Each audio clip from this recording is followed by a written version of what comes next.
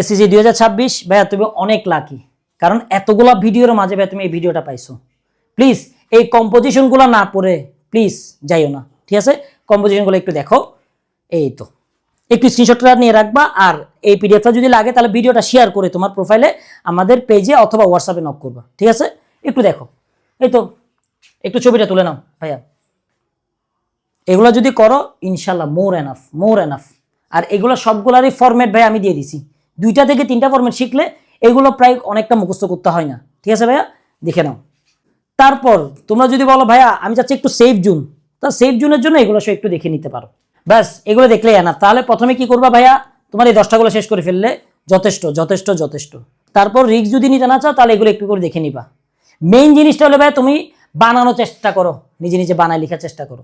যে বানায় লিখতে পারে আসলে 19টা বিষয় তোমার কোনো ম্যাটার করে না, 10টা ম্যাটার করে না, তুমি এমনিই পারবা।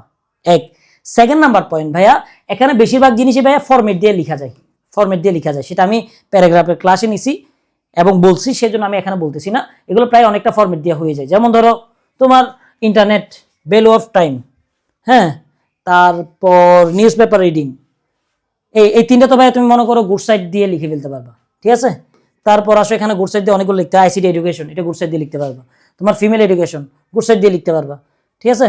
এই তো দেশপ্রেম গুড সাইড দিয়ে লিখতে পারবা। মডার্ন সায়েন্স গুড সাইড দিয়ে লিখতে পারবা। Student social service good side দিয়ে লিখতে পারবা। তাই গুড সাইড একটা শিখলে তোমার এনাফ। আবার ব্যাড সাইড দিয়ে অনেকগুলো লিখতে পারবা, যেমন এটা ব্যাড সাইড দিয়ে লিখতে পারবা, ঠিক আছে? তারপর একটু দেখাই, এটা ব্যাড সাইড দিয়ে লিখতে পারবা।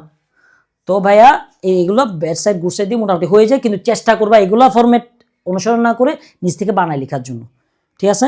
ওকে, আর কোন বিষয় সম্পর্কে তোমার সাজেশন লাগবে অবশ্যই জানাবা। আসসালামু আলাইকুম।